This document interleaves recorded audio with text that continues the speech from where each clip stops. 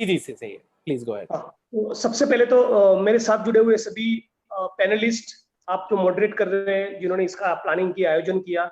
और जो भी पत्रकार साथी जुड़े, उन सभी का स्वागत है। साथियों, ये this is which hunting and vendetta politics of worst nature. बहुत ही शर्मनाक और गंदे किस्म का ये वेंडेटा पॉलिटिक्स का डिस्प्ले हो रहा है। केंद्र सरकार और दिल्ली पुलिस को मालूम है कि जो लोग सीए एनआरसी के खिलाफ सड़क पर उतरे थे, जमकर नारेबाजी किया, रैलियां की, धरने दिए, पूरे भारत में एक लार्ज स्केल डेमोन्स्ट्रेशन किए, वो सारे लोग अभी कोविड-19 की इस वक्त पे सड़क पर नहीं उतर पाएंगे। और इसी सिचुएशन का ये लोग एडवांटेज लेकर एक तरह से ये वीच हंटिंग पे, पॉलिटिकल वेंडेटा पर उतर आए हैं। मैं उसकी न केवल निंदा करता हूं, मैं मानता हूं कि ये बहुत ही डिस्गस्टिंग किस्म का सरकार का ये रवैया है। जिस प्रकार से सारे स्टूडेंट्स लीडर को टारगेट किया गया है, जैसा कि साथी साई बालाजी और कन्हैया दोनों ने बताया कि ये केवल पढ़ाई करने वाले लोग नहीं, पढ़ाई करने के साथ साथ अपने डेमोक्रेटिक राइट के लिए, और न केवल अपने,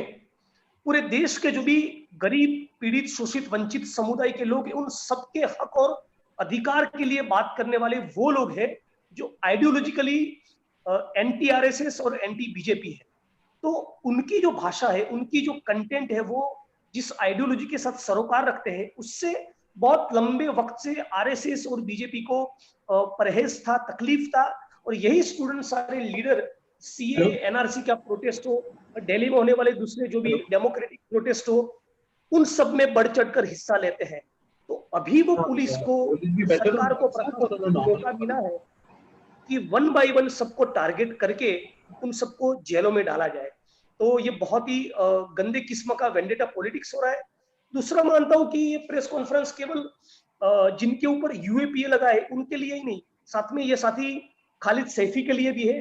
डॉक्टर कफील खान के लिए भी है, अखिल गोगोई के लिए है, डॉक्टर आनंद तेलतुंबड़े के लिए है, सुधा भारद्वाज के ऊपर है। तो भीमा कोरेगांव और उसके अलावा भी जिस प्रकार से बीजेपी और आरएसएस के खिलाफ मोर्चा बुलंद करने वाले, संघर्ष करने वाले, सड़कों पर उतरने वाले जितने भी लोगों को ये सरकार टारगेट करती आई है, उन सबके खिलाफ हम लोग एकजुट होकर ये प्रेस कॉन्फ्रेंस कर रहे हैं और आगे भी इस लड़ाई को हम लोग आगे ले जाएंगे। एक मुद्दा आपके बीच में रखना चाहूंगा कि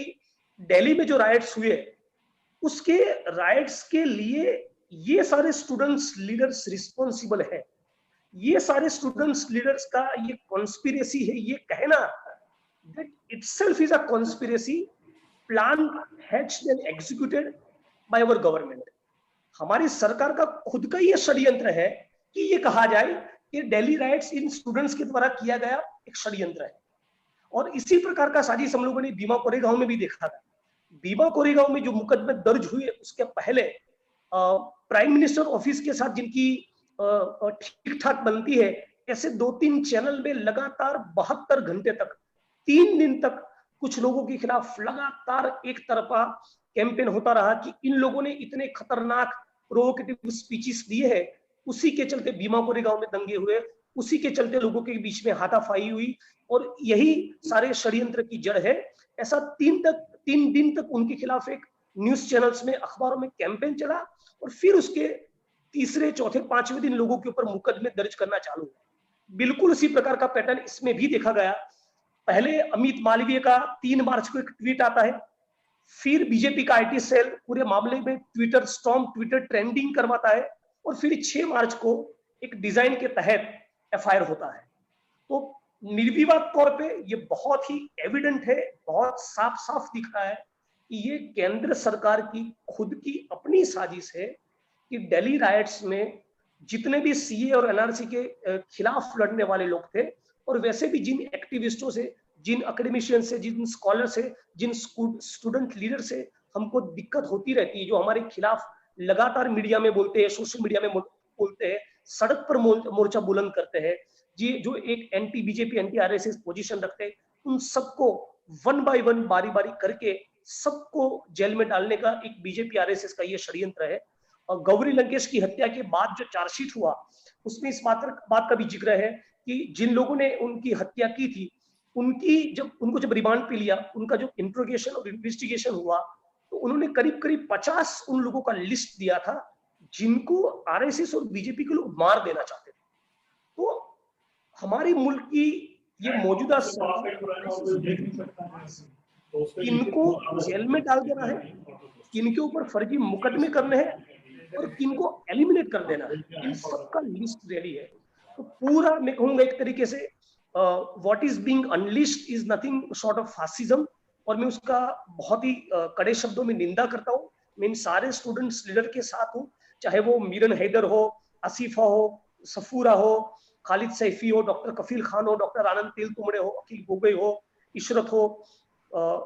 उमर हो, और इन सारे साथियों की ओर से मैं ये कहना चाहता हूं कि हम सब वो लोग हैं जो इस मुल्क के गरीब जनता के लिए सचमुच में कुछ करना चाहते हैं, इस मुल्क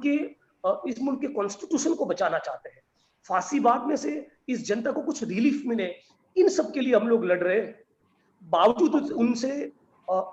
उनको इस प्रकार से टारगेट करना ये बेहद ही शर्मनाक है। दिल्ली के जो राइट्स हुए उसमें कम से कम 50 से ज्यादा लोगों की मौत हुई। तो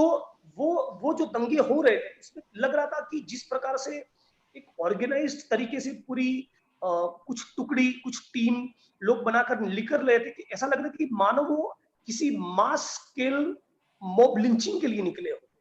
और हमारी सरकार, दिल्ली पुलिस उस पर कुछ कार्रवाई नहीं कर रही थी। जिस प्रकार के स्टेटमेंट अनुराग ठाकुर, कपिल मिश्रा वगैरह ने किए हैं, बहुत ही प्रोवोकेटिव कम्युनल नेचर के वो सारे स्पीचेस है, उनके वीडियोस अवेलेबल है, सोशल मीडिया में भी बहुत वायरल हुए, मेन स्ट्रीम के अखबार ने और न्यूज चैनल्स ने उसके ऊपर स्टोरीज पब्लिश की, बावजूद उसका कॉग्निजेंस लेकर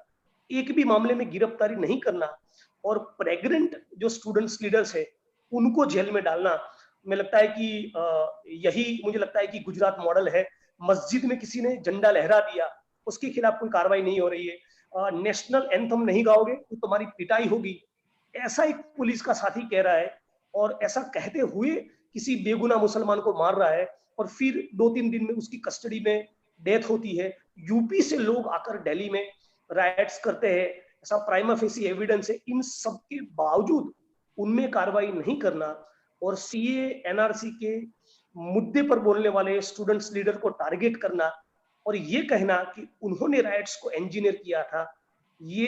केंद्र की सरकार का, दिल्ली सरकार का खुद का अपना एक सोचा समझा साजिश और स्टेट स्पॉन्सर्ड कॉन्स्पिरेसी है।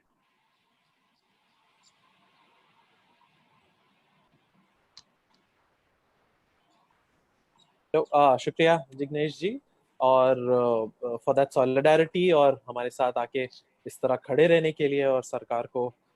हमारा जवाब देने के लिए। इस वक्त एक सेकंड के लिए आपको इंटरप्ट करना चाहूंगा जी। एक बात मुझे यहाँ आपके साथ शेयर करना है कि जैसे इन लोगों ने कहा कि ये नहीं, ये दिल्ली का जो राइट्स हुआ, ठीक है, इनके पीछे के सारे कॉन्स्पिरेटर्स यही है। मुझे वो वाकया याद आ रहा है जब गुजरात में साबरमती एक्सप्रेस का S6 कोच जला था, तब उसमें local crime branch, state IB, central IB, local police, DG office, Gujarat का होम डिपार्टमेंट और केंद्र सरकार का गृह विभाग होम डिपार्टमेंट, इनमें से किसी के पास बेसिक कोई क्लू मिले कि एक्चुअली में क्या हुआ है, उसके पहले उसके डिब्बे में चढ़कर मोदी जी ने अनाउंसमेंट कर दिया था कि नहीं नहीं, ये तो पाकिस्तान में बैठे हुए लोगों का साजिश है। Before the registration of offence, before local police और IB could have any clue, any idea. तो ये पूरा स्टेट का अपना खुद का एक कॉन्स्पिरेसी है, it is nothing less than that. और ये एक तरीके से गुजरात मॉडल का एक्सटेंशन ही